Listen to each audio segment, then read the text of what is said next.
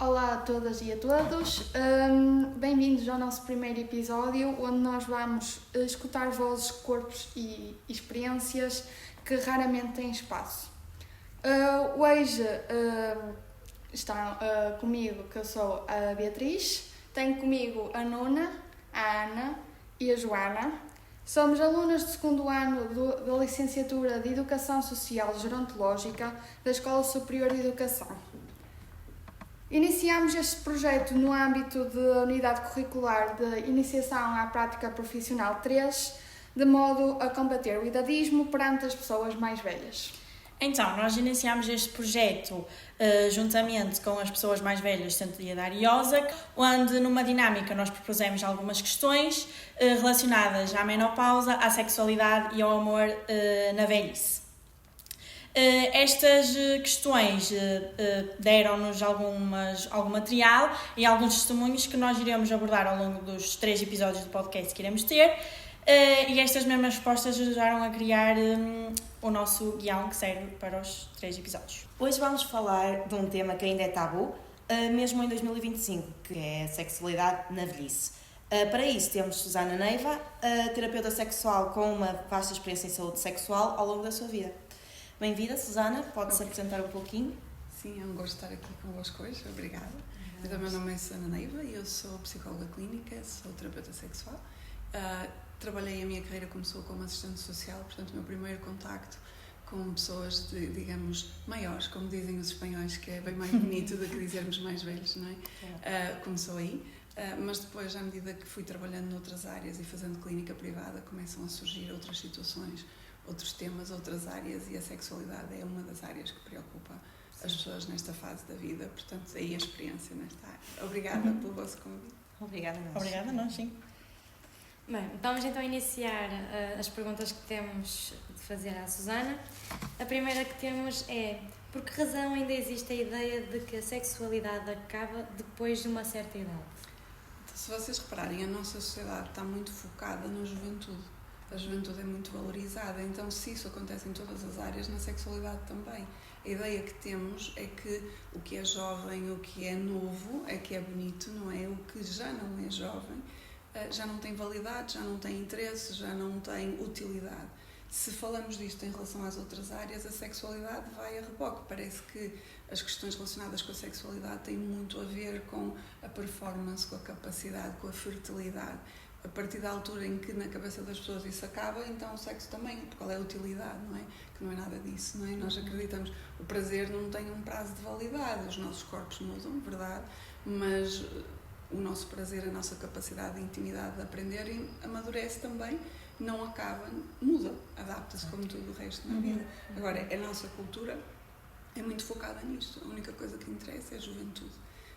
Tudo o que não tem a ver com isso, se vocês virem filmes, publicidade, tudo anda à volta de jovem, não é? Ser jovem e o que torna tudo o que tem a ver com outras fases da vida parece que é de menos valor. E vocês próprios, se lembrarem, quando veem os vossos pais a dar um beijo, não é? Fica tudo, ai, por favor, não é? Parece que já não se pode, que já não é correto, que já não é bonito, não é? No entanto, todos nós acabamos mesmo, admitindo ou não, por ficar muito enternecidos quando vemos um casal já com uma história longa de vida, assim muito longa, abraçados, de mão dada, o nosso coração fica muito, não é? É uma ternura. Mas, no entanto, a fase do dar a mão para o resto, nós não queremos pensar nisso porque não parece que seja possível. Mas é, não é? E de formas muito interessantes. Mas tem muito a ver com esta questão cultural, muito focada na juventude, em tudo que é. Sim, até que nós, a psicologia que temos no primeiro semestre do primeiro ano, é mais focada nos primeiros tempos de vida e não tanto na velhice. Sim, nós só focamos mais na velhice mesmo em geropsicologia agora. Exatamente. Sim. E mesmo programas, reclames que dá na televisão relativamente a velhinhos. Sim, se não me engano, houve uma publicidade que aparecia um casal de pessoas mais velhas, acho que a fazer mesmo amor. E as pessoas ficaram todas chocadas. Claro. E se eu for a ver em filmes e tudo, assim, tipo, as Sim, pessoas nem aparece. parece que... Não, ou às vezes aparecem assim, de vez em quando, parece que estranham logo. Tipo, uma coisa que é tão natural, tipo, de acontecer, assim... Parece que as pessoas estranham logo e é... Ai, não sei o que isto não está... É muito raro. Parece que chegamos àquela idade e acaba aquilo. E se vocês repararem, mesmo a publicidade, a maior parte das coisas que acontece se incluir pessoas mais velhas é muito no sentido de combater a velhice, não de valorizá-la, não é? Vocês já veem algumas campanhas com mulheres mais velhas com o creme para a cara para não ficar velho. Então é como se, mesmo na publicidade que existe, é como se ficar mais velho fosse errado, então vamos combater, vamos evitar, não queremos, é algo que nós queremos afastar. E isso acaba por ser internalizado desta forma. Sim. Existe aqui na nossa área, eu não sei exatamente onde é, uma publicidade muito gira, de uma empresa de lareiras, que tem um casal mais velho em frente à lareira, muito romântico, mas é a única coisa que eu vi, assim, especificamente, e que quando passo penso, olha, sim senhora, mas é muito raro, Devia haver mais. A nossa cultura está muito enraizada, não é? Mesmo a palavra, se vocês repararem, não é? Velho, o que é que nós associamos velho? Não é? Nós associamos novo, bom, útil, não é? Velho é uma coisa que já não presta, e usarmos essas palavras para caracterizar pessoas acaba por também trazer, esses significados acabam por ficar muito associados, não é? E depois nós imaginamos, a nossa imaginação, alguém a ter não é? uma relação sexual ou estar envolvido numa atividade sexual qualquer, nós pensamos um corpo novo, bonito, não é? Não estamos a imaginar um corpo diferente, e isso inibe muitas pessoas também, não é? Portanto, indo assim por esse ramo ou seja, do sexo, assim, quais são os mitos mais comuns sobre desejo e prazer na velhice que a Susana identifica? Há alguns que são muito, muito típicos. Eu tomei nota para não me esquecer de um deles. Há 3 aqui principalmente. O primeiro, que é todos eles obviamente são mitos, portanto são falsos, não é? Não é verdade. Mas o primeiro, que é realmente um contrassenso, é a questão da menopausa. As pessoas acham que a partir do momento em que as mulheres chegam à menopausa, pronto, acabou, não é? O que é um absurdo, não é? Até porque o nosso desejo é muito mais alimentado por questões emocionais, principalmente então nas mulheres, não é? Uma coisa muito que tem a ver com a nossa imaginação, com a nossa disposição, e o facto de nós estarmos numa fase em que já não podemos ter filhos, que essencialmente é isso que a menopausa significa, não é? Que eu deixei de ter a capacidade de ter filhos, até pode ter o efeito contrário, pode ser muito mais libertador. Eu já não estou preocupada com isso, eu não tenho que tomar medicação para, dentro dos vários métodos contraceptivos, mas a pílula ainda é o mais comum que as mulheres usam, não é? Eu já não tenho que tomar medicação que me afeta muitas coisas no organismo, não é? Portanto, tudo aquilo liberta-me de uma série de coisas. Pode ter precisamente o efeito contrário, não é? De ser uma fase em que eu posso viver o prazer de uma forma muito mais plena, mas ainda há muito esse mito, que a mulher chegou à menopausa, então agora já não tem prazer, já não sente nada. Há algumas dificuldades que depois nós vamos falar, mas não diminui nem elimina o prazer. Pode haver coisas que aconteçam de maneira diferente, porque o nosso corpo sofre alterações, mas se estiver tudo bem a nível da saúde no geral, não houver ali nenhuma questão hormonal, e algumas das questões hormonais podem ser compensadas com medicação, portanto não há nada que impeça a pessoa de até vir a descobrir muito mais prazer e poder viver a sexualidade de uma forma mais intensa. Muito comum ainda, não é, que afeta principalmente os homens, tem muito a ver com a penetração. Nós sabemos que os homens, a partir de uma certa idade, podem ter algumas dificuldades com as ereções, que é comum, e eles têm esta ideia, não é, que ainda há muito este conceito de que sexo e penetração é a mesma coisa, e não tem nada a ver. Principalmente é muito engraçado este mito, porque os homens têm esta crença e ficam muito presos a isto, quando para a maior parte das mulheres a penetração não nos faz grande diferença, até porque o interior da nossa vagina não tem inervação, portanto só a área inicial. Para nós o facto não é relevante, embora a maior parte das mulheres também acho que sim, mas não é tão relevante, portanto é um dos mitos que pode impedir as pessoas de usufruírem plenamente da sua sexualidade quando não é real. E depois temos outro, não é? Que as pessoas acham que a partir de uma certa idade, e é aquilo que estamos a falar, pronto, que é só amizade, que as pessoas já não vão fazer nada, não é? Que realmente vamos ver os velhinhos de mão dada no jardim. E pronto, é só isso. Pronto, e não é. Aliás, pode ser uma idade muito interessante. Há muitos casais que depois destas fases todas, não é? Dos filhos saírem, toda a gente sair, estão reformados, têm tempo, olha que giro agora, o que é que vamos fazer?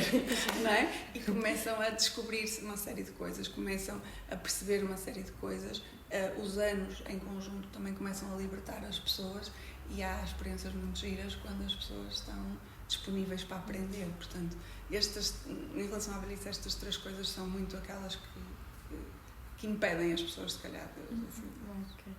Acho que esta pergunta já está um bocado respondida, que é se considera que o envelhecimento pode ser, de alguma forma, libertador em termos sexuais. Claro, não é muito, porque também, para além disso que estávamos a dizer, de haver mais tempo, mais disponibilidade, imaginem, não é? As pessoas durante a sua vida ativa, que também é outra coisa horrível, não é? Dizemos que a vida é ativa e depois já não é ativa, não é? Mas pronto, não é? Mas durante a fase que as pessoas estão ocupadas com a profissão, com os filhos, há uma série de tensão, stress, que muitas vezes inibe e condiciona o tempo que temos disponível e até a disponibilidade emocional para explorar outras coisas.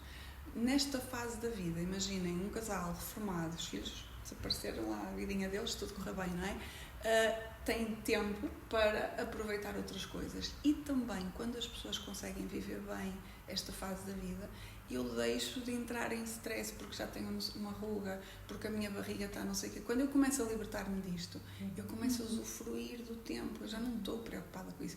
E começo também, e se isto sendo bem trabalhado, não é? Eu começo a ter coragem, se calhar, de falar com o meu parceiro de questões que até ali provavelmente nunca falei, por questões culturais, não é?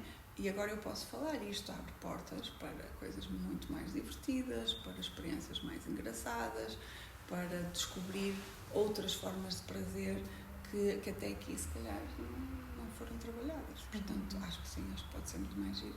E eu espero que sim, para chegar lá. Não é? Portanto, muito mais giro. Então, entrando aqui um bocadinho agora na parte do corpo, como nós sabemos, o corpo envelhece e é algo inevitável, mas continua a ser um corpo desejante, um corpo que tem desejos. Quais são mudanças fisiológicas que afetam a vida sexual e como podem estas ser acolhidas sem medos? Então, uma das coisas que já falamos nos homens, por exemplo, que acontece com alguma frequência é que vocês não, que somos todas mulheres, mas eles têm ereções normalmente menos firmes e não tão longas também. O período também que eles precisam para recuperar após o orgasmo costuma ser maior, portanto, as pessoas precisam de mais tempo para recuperar. Mas como eu estava a referir anteriormente, isso não tem que ser um problema, não é? Por vários motivos. Primeiro, porque, como estávamos a falar, para as mulheres a penetração não é a parte mais prazerosa da relação. Portanto, elas não precisam dessa parte para ter prazer e os homens muitas vezes acham que se não tiverem uma ereção não vão poder satisfazer a parceira, o que não é verdade. E depois também, para eles, os homens também acham, muitas vezes as pessoas têm na cabeça que sem uma ereção firme não podem ter um orgasmo, o que também não é verdade. Mesmo com problemas de ereção, as pessoas podem ter um orgasmo na mesma, têm que descobrir outras formas de ter prazer, de estimular, e o que não falta é tempo, portanto pode ser explorado. O facto de também terem um período maior de recuperação também não é um problema, porque outra vez as pessoas têm tempo, não há pressa, não têm que correr, e também há na juventude há muito esta ideia de filme, porque eu acho que os filmes dão muito cabo da nossa cabeça, não é? Há esta ideia de filme, de que as coisas têm que acontecer ao mesmo tempo, que os casais têm que ter um orgasmo ao mesmo tempo, que é filme, porque na realidade não é nada assim. Portanto, o facto das pessoas precisarem de um tempo maior até significa que podem brincar um com o outro durante os tempos diferentes de cada um, não tem que ser um problema, não é? Com as mulheres, nós temos muito frequentemente, há algumas questões com a lubrificação, alguma secura vaginal, que pode ser muito bem resolvida com lubrificantes, não é? Que não tem que ser um problema. E também temos algumas questões, por exemplo, com a elasticidade, e nos dois, não é? Com a mobilidade, que pode estar um bocadinho condicionada e que pode dificultar algumas coisas. Eu tenho 50 anos, por exemplo, não sou assim tão maior, não é? Quase a chegar lá, mas já não consigo fazer o pino, já não consigo fazer... Eu com 19 não consigo fazer o pino. Pronto, não é? Há coisas que... Não é? Depois a pessoa começa a ter uma dor num joelho, uma dor numa anca, começam a aparecer dores em todo lado.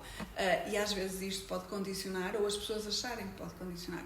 O que na realidade não condiciona, porque há tantas outras alternativas que se as pessoas estiverem disponíveis para aprender, não é? E houver informação disponível, e aqui o vosso trabalho muito importante e muito obrigado por vocês estarem a ter estas iniciativas, essa informação chegando às pessoas, há imensas outras coisas que as pessoas podem fazer, adaptar as posições, aprender como experimentar outras coisas que possam dar-lhes ainda mais prazer, porque o facto do nosso corpo mudar não significa uma limitação, significa uma adaptação. Que aconteceu a nossa vida toda também, não é? Portanto, é mais ou menos isso. Sim, da mesma forma que passamos pela adolescência, que é todo um... Exatamente. Também conseguimos lidar com as mudanças da velhice.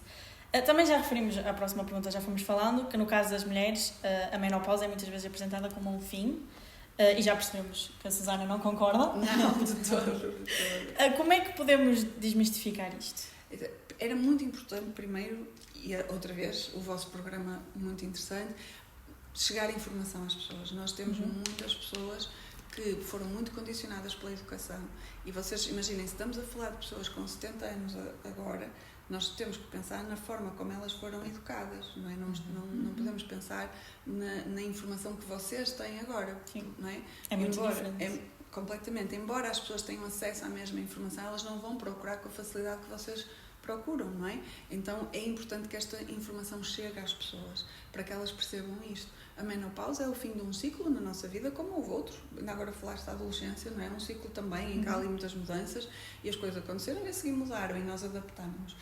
E é outro ciclo, é um ciclo que terminou, que começa outro.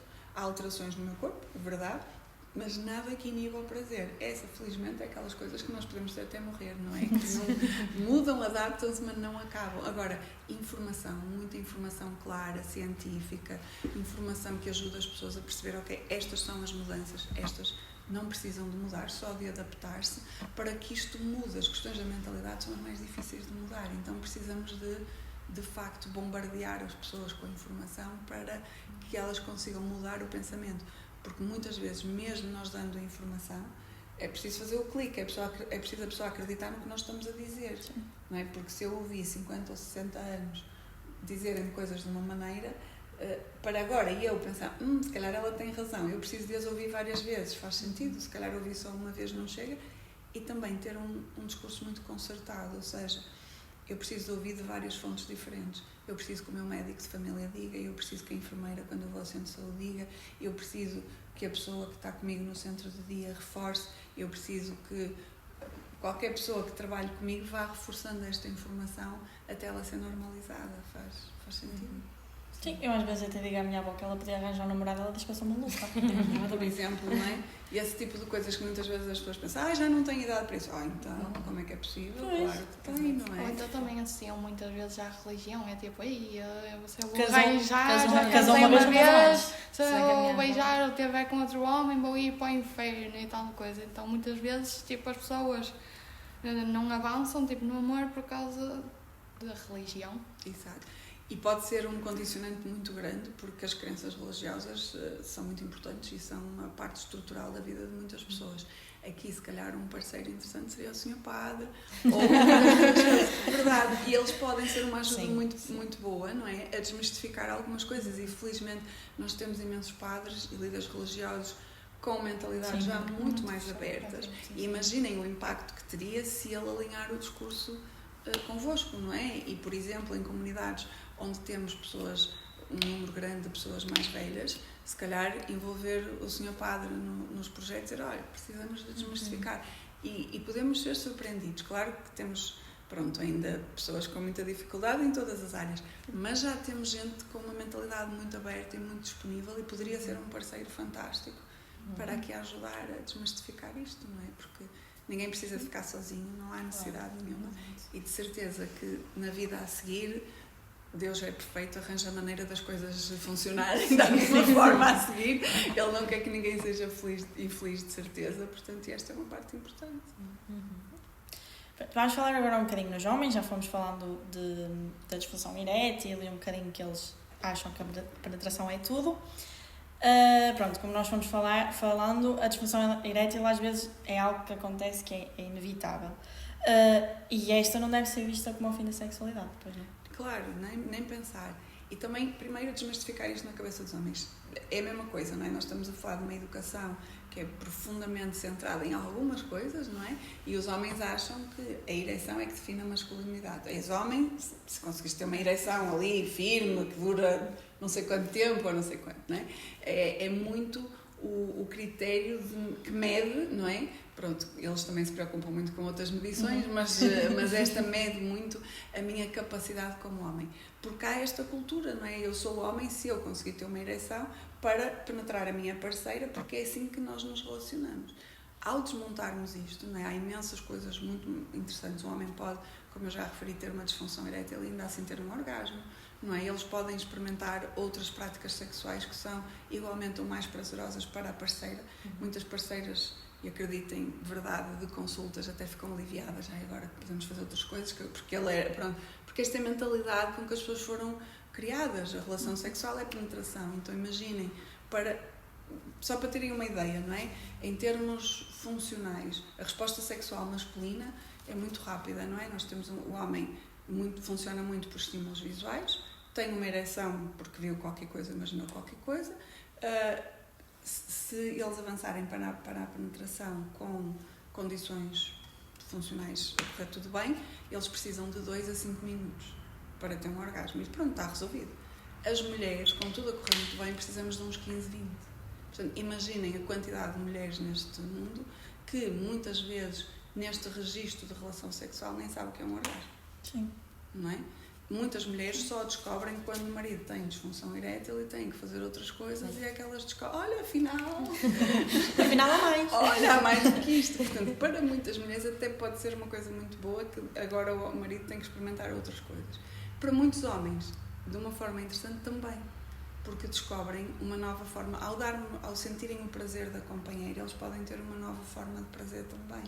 Portanto, pode ser um momento muito interessante de redescoberta, de aprofundar da relação e de qualidade efetiva da relação sexual para o casal, que até aqui a maior parte, eu não quero ser dramática, não é? Mas posso dizer-vos que aí uns 98% das mulheres fingem orgasmos ao longo da vida delas. Eu não vou dizer 100%, porque pronto, poderá haver ali alguma ou duas, mas a maior parte das mulheres já fingiu em algum momento para não magoar o parceiro, para acabar rápido, não é? Pronto. Muitas vezes esta mudança obriga as pessoas a de facto terem relações mais autênticas, porque precisam buscar prazer de outra forma e deixaram aquela forma dinâmica de início e que depois não sabem sair daquele registro.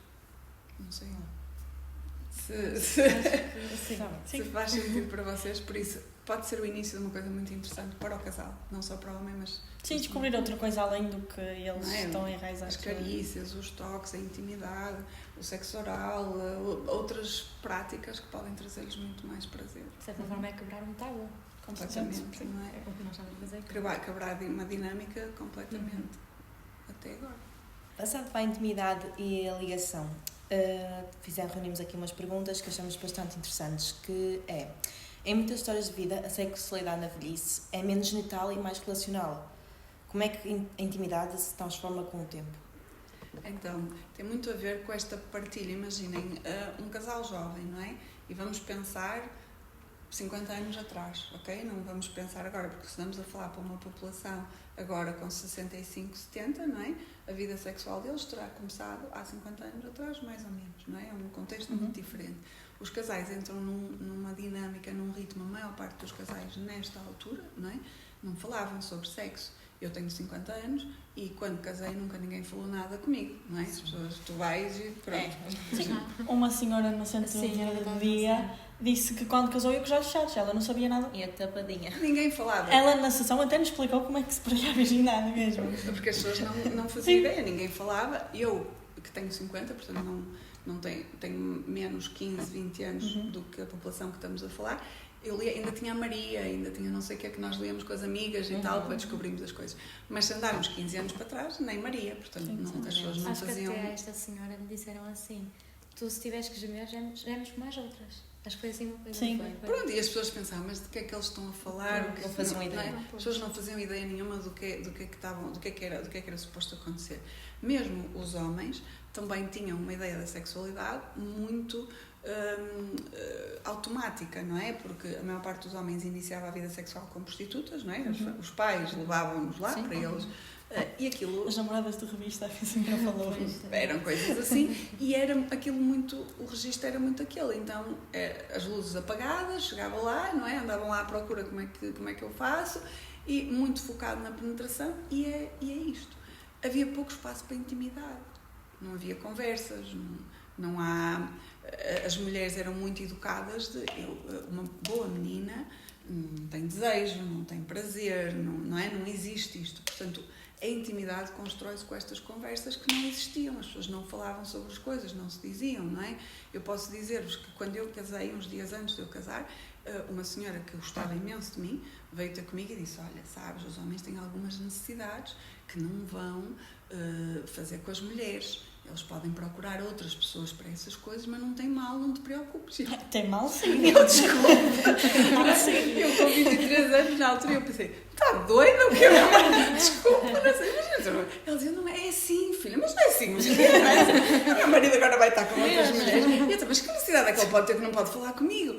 E para elas aquilo era uma. Era algo normal. Nem pensar, não é? Essas coisas ele vai procurar. Portanto, imaginem como é que as coisas eram e eram, não é? Pronto. Muitas vezes tinham essa mentalidade nas pessoas muito ricas, era óbvio, pronto, ela é rica, pronto, pode ir, pode estar, era com a criada, era com não sei quem, com não sei com quem, pronto, mas eu tenho que continuar com a minha vida. Isso começou desde os leis, os leis eram assim. Sim. E que as mulheres só serviam para dar prazer. Sim. Dá prazer. E as E para ter mulheres, filhos. e depois havia uma diferença muito grande também, mesmo na cabeça dos maridos, que mesmo as mulheres era para ter filhos e para ser tratada com respeito. Eu não vou pedir à minha mulher para fazer estas coisas porque a minha mulher não é a minha amante, é a minha esposa, não é? Há muitos homens, por exemplo, quando se fala de sexo oral, pensavam: a mulher, a mãe dos meus filhos, que dá beijos aos meus filhos, não vai estar a fazer-me sexo oral, porque depois não vai dar. Imaginem como é que as pessoas pensavam, não é? Era este o tipo de pensamento que as pessoas ainda tinham. Portanto, a intimidade nesta questão de proximidade, partilha de experiência, é uma coisa que não existia porque as pessoas não falavam sobre isto. Esta é uma parte que, com a idade e com um bom trabalho de informação, pode começar a acontecer e pode revelar coisas muito interessantes, porque pode construir, de facto, uma proximidade muito grande do casal. Há bocadinho vocês falavam sobre a religião. Quando tenho pessoas mais velhas na consulta, uso muito também as questões religiosas porque é o que as pessoas conhecem. Então acho muito giro na Bíblia. Eu não sei se vocês sabem qual é a palavra que Deus usa para a relação sexual. Não? Conhecer. Não é? Nas Escrituras Deus diz: e Adão conheceu Eva, a sua mulher. Então, se vocês pensarem no termo, não é? Se acreditarem em Deus, Deus diz que ter uma relação sexual com alguém é conhecer a pessoa. Então isto abre espaço para muita coisa.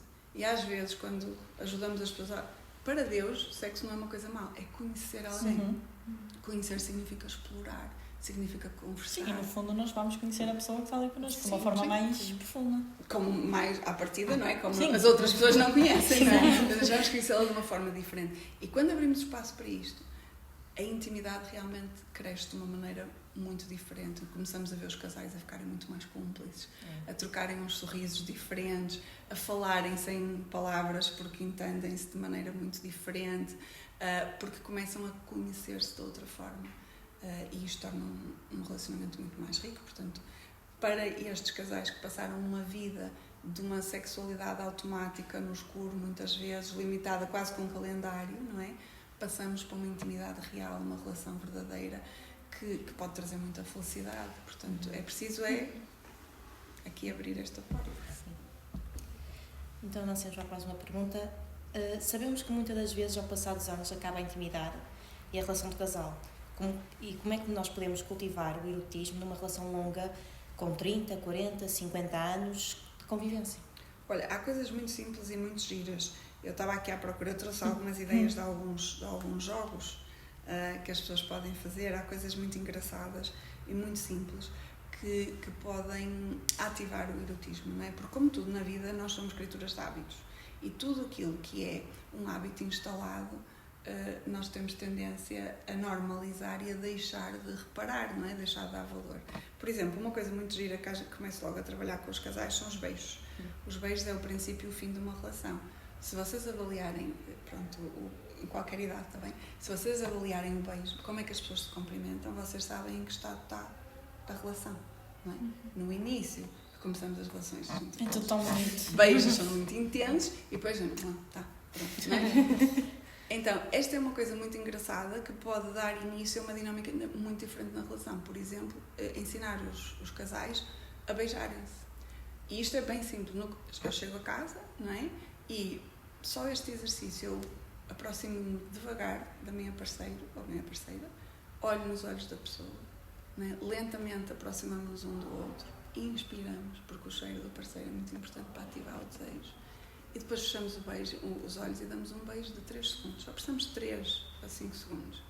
Só isto, só pôr os casais a fazer este exercício, normalmente, eu digo ainda durante os 3 segundos, há um abraço de corpo completo. Muda completamente a dinâmica do casal. Só isto. Podem experimentar nas vossas vocês também. Só isto. Muda completamente a dinâmica da relação. Outras coisas simples, jogos simples, por exemplo, e pessoas desta idade às vezes têm muita dificuldade em falar, não é? Mas escrever, por exemplo, escreverem papeizinhos com coisas que gostavam de experimentar, não é? Mas é difícil dizer, mas ponham num papel. E depois põem, por exemplo, num jarro e vão tirando uma de cada vez e vão experimentando.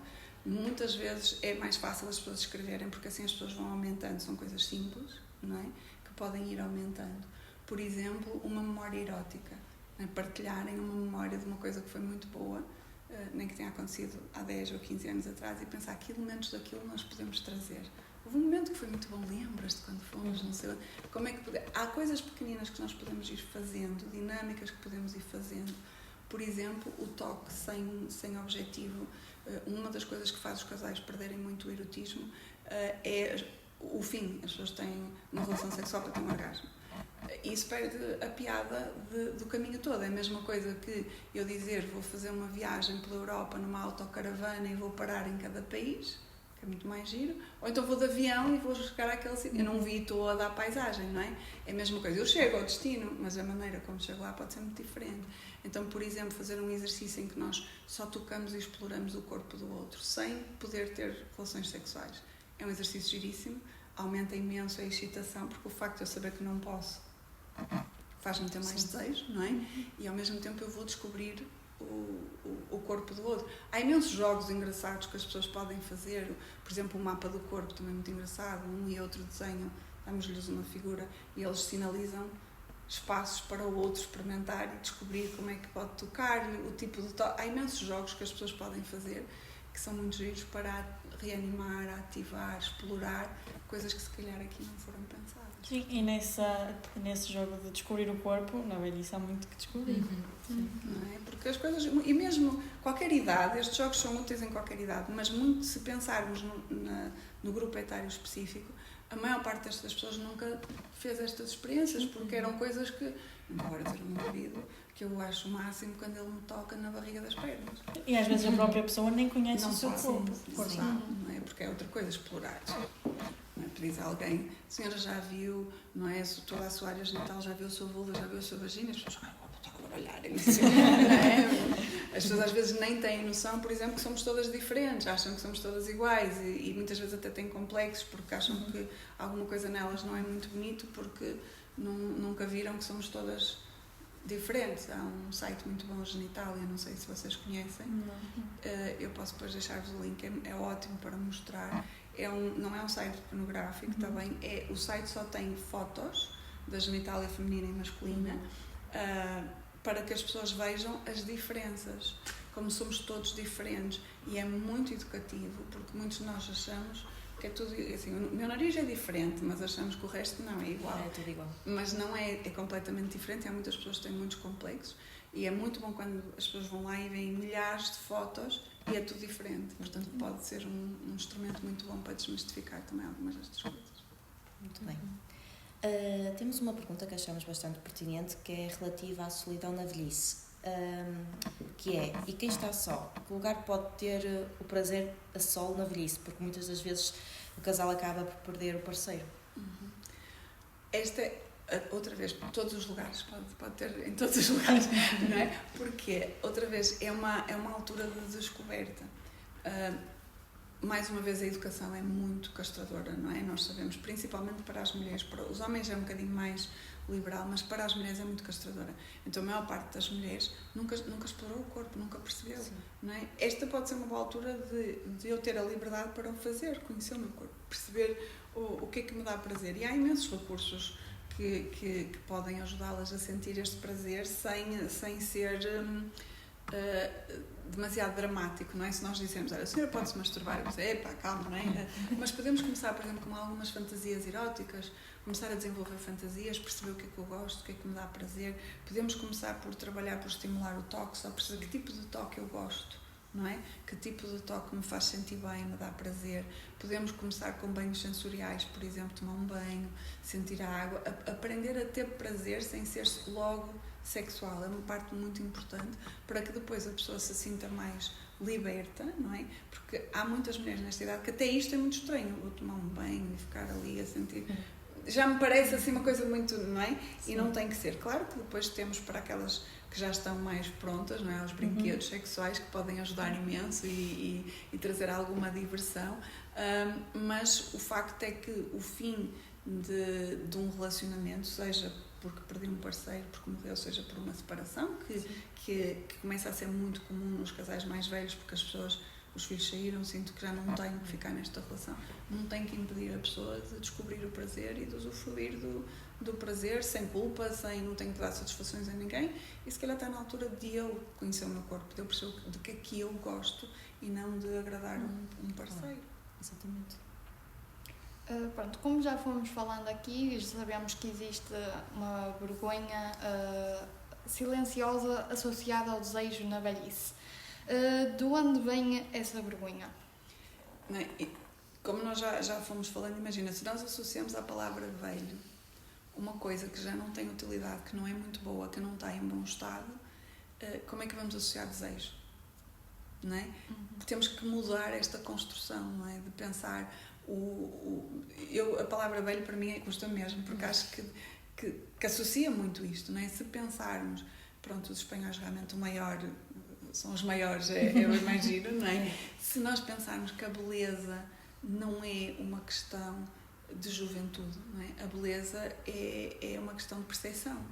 O que é belo para nós não tem nada a ver, por exemplo, como é que nós achamos uma pessoa que tem 60, 70 anos, que não é bela porque não é jovem, mas achamos um edifício de 1000 anos lindo.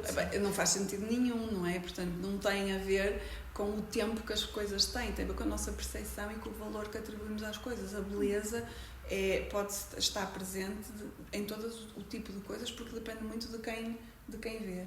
Se nós começamos a mudar esta associação que fazemos à beleza nas pessoas, à juventude, então o desejo vai começar a ser mais aceitável, porque é óbvio que se eu sinto desejo pelo que é bonito, e se as pessoas são bonitas de todas as formas, então eu posso sentir desejo por qualquer pessoa, não é? E isto muda um bocadinho esta concepção, e temos que começar a trabalhar nisto, em desmontar estas coisas.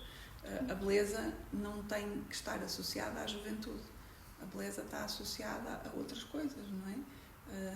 E rugas podem ser muito bonitas, não é? Serenidade pode ser muito bela, e todas essas coisas podem ativar desejo, se forem vistas nessa perspectiva. Faz sentido. Faz sentido. Os lares, as famílias, os profissionais de saúde muitas vezes anulam o direito ao prazer dos mais velhos. Como é que se pode contrariar esta anulação? Olha, essa é uma pergunta tão boa, não é? Porque todas foram. Mas é muito boa, porque assim, é horrível quando nós vemos as pessoas a tratarem as pessoas a partir de uma idade como se de repente elas fossem incapazes, não é? Como se elas fossem crianças. Irrita-me bastante quando vejo as pessoas tratarem as pessoas mais velhas como se fossem crianças, porque não são. Podem, inclusive, em alguns momentos, e quando falamos de casos de demência, não sei o que, terem comportamentos mais infantis, nem podemos chamar infantis, podemos chamar-lhe comportamentos menos racionais, não é? Porque a pessoa perdeu algumas capacidades, mas ainda assim aquela pessoa tem uma história de vida. E muitas vezes, se nós tratamos as pessoas, se infantilizamos as pessoas, então é natural que lhes castremos o desejo, porque as crianças não funcionam de outra forma. E essa, enquanto as pessoas não mudarem esse paradigma de pensamento, enquanto não mudarem essa forma de ver, vão continuar a fazer isto, não é? Se eu acho que aqui a Joana, que tem 75 anos, imaginemos, não é? É como uma criança, eu não vou reconhecer o prazer nela, porque uma criança, não, agora tem estes desejos, e vou achar que isto é um absurdo. E muitas vezes, por exemplo, nas instituições, nós vemos muito esse tipo de coisas acontecerem, separarem casais, ou então não respeitarem, por exemplo, a privacidade do casal, acharem que podem entrar tem Temos um casal numa instituição, não é? Que tem um quarto só para eles, mas as pessoas acharem que podem entrar a qualquer hora, que não precisam bater à porta. Tudo isto é não reconhecer a intimidade do casal, não é? Então isso eles... Ou então muitas vezes tipo vão brincar, estão a conversar, a ficar mais íntimas e a dizer, ei, temos que ir lá dentro que é para parar aquilo, que não faz sentido, ainda vai acordar os outros e tal coisa. Que absurdo, não é? Ou então, por exemplo, acharem, imaginem, quando temos duas pessoas num lar que não são casadas, não é? Mas acharem que só porque eles são idosos não têm capacidade de decidir se querem ter relações um com o outro. Isso não também. é? Que absurdo. Ai, não podem fazer. Mas porquê agora são crianças? Não podem. Porquê que não podem? Eles são dois adultos que querem ter uma relação sexual. Ninguém vai engravidar ainda por cima, portanto não vamos ser responsáveis pelas vezes a seguir. Porquê que estas pessoas não podem ter e porquê que até não há um espaço onde as pessoas possam ter privacidade e possam usufruir da sua sexualidade? É absurdo as pessoas acharem, não é, que têm este direito. Uma coisa que ninguém pensaria, imaginem o que é agora, alguém com 30, 40 anos, não é? E a pessoa frequenta um espaço público, não é? E interessa-se por outra pessoa, vai lá alguém e diz, não, vocês não podem estar juntos, não é? Que olha, pouca vergonha, agora ninguém diria uma coisa destas. Só porque a pessoa tem mais idade, está vulnerável em alguns aspectos, não sei onde é que as pessoas vão buscar esta ideia que não podem ter uma relação sexual, que não podem ter intimidade, que não podem ter um relacionamento, não é? Que envolva também a sexualidade, ou achar que têm o direito de interferir. Ou até de decidir, não, mas vocês não são namorados. E se eu me apetecer agora dormir com este e agora dormir com aquele? Quem é esta pessoa para dizer que eu não posso fazer isso? Claro. Faz sentido, porque as pessoas acham que têm direito de interferir nas escolhas das pessoas. Da mesma maneira que interfeririam ou que limitariam o comportamento de uma criança. As pessoas não são crianças, são adultos com desejos, com vontades. Muitas vezes até estes desejos podem ser mais ativados porque a solidão, não é, faz-nos querer conexão com outra pessoa. E porquê que eu não posso ter relacionamentos com outras pessoas só porque há aqui uma senhora qualquer que agora resolve achar que tem o direito de mandar na minha vida? Não é? É absurdo, não é? É absurdo. Podemos dizer que viver a sexualidade depois dos 70 é ainda hoje um ato de resistência? Claro, não é? É quase um ato de revolução, não é? Quer dizer, eu ainda existo, olha, eu sou pessoa, eu estou aqui, eu sinto, o meu corpo é real, eu tenho direito de fazer coisas, não é?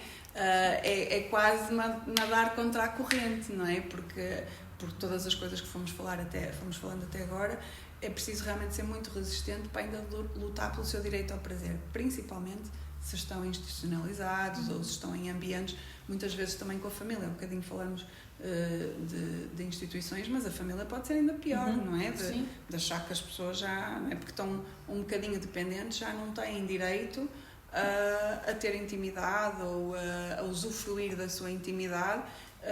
Então, infelizmente, muitas vezes é quase ser revolucionário e ser...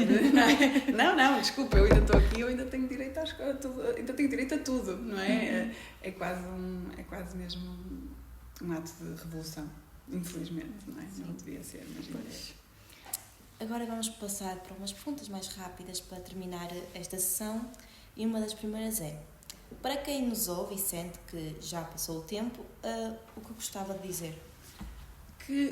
Pronto, é um bocadinho neste sentido, não é? O tempo é agora, principalmente para quem já está numa idade um bocadinho avançada, não há tempo para perder mesmo, não é? Então, não há, o tempo é agora, o prazer está disponível. Enquanto nós temos pele, corpo, desejo, energia, é a altura de usufruir do prazer, de aproveitar, de viver agora, porque a idade não apaga de facto o nosso desejo, só exige que o adaptemos. O silêncio e a vergonha é que fazem isso, é que apagam o desejo, não é a idade, não é o envelhecimento, é o silêncio, é a vergonha e é os preconceitos das outras pessoas. Exatamente. E agora queremos dar umas dicas para quem nos está a ver e ouvir. Que práticas, hábitos ou gestos podem ajudar a manter viva a ligação ao próprio corpo? Olha, uma coisa muito importante é a prática de exercício, está bem? Para nós podermos usufruir da nossa sexualidade, nós temos que estar em forma minimamente. Portanto, fazer exercício, seja em que idade for, adaptada ao que eu posso, é muito importante para o meu corpo funcionar bem. E depois, alguns rituais de prazer, por exemplo, massagens, alongamentos, exploração sensorial, aprender a descobrir que o meu toque, é que eu gosto, que é que eu sou sensível, que é que me dá prazer. Poder, por exemplo, também, uma coisa muito engraçada é conversarmos com o nosso corpo. Elogiá-lo, reconhecer as coisas boas, não o criticar, não é? Esta barriga, esta sua, não, pensar, pá, tu és mesmo nojento, estás curvas e tal, pá, olha, aqui este bracinho, bem começado, quando faz, não é? Falarmos de uma forma mais positiva com o nosso corpo, ver as coisas boas que ele tem, trazer-lhe essa parte boa, não é? E também manter a curiosidade, não deixar que a idade mate a nossa criatividade, a nossa curiosidade, querer saber, querer descobrir, aprender, procurar o que é que eu posso fazer, coisas giras eu posso fazer, não é? E explorar, manter isto ativo, fazer perguntas, falar com outras pessoas, pode ajudar a manter vivo também o nosso prazer e a explorar o nosso corpo de outra forma. Bem, a última pergunta é se a sexualidade na velhice tivesse uma palavra-chave, qual seria? Liberdade. Okay? Acabou tudo que nos prende antes, então esta é a altura de quebrar essas correntes todas e realmente descobrir por nós próprios, sermos livres e fazermos o que queremos, não nos preocuparmos com mais ninguém, explorarmos, aprendermos, divertirmos. Para mim seria a liberdade. Bem, muito obrigada, Susana, por partilhar o seu conhecimento connosco, por se disponibilizar. Como já vimos, a sexualidade é um tabu que temos que desmistificar. Com a ajuda da Susana, esperemos que conseguimos dessa parte. Não tem prazo de validade também. É um território vivo que se transforma e resiste ao silêncio. Espero que tenham gostado, espero que partilhem e ouçam o nosso podcast. Nós iremos ter mais episódios e até o próximo episódio. Obrigada. Tchau.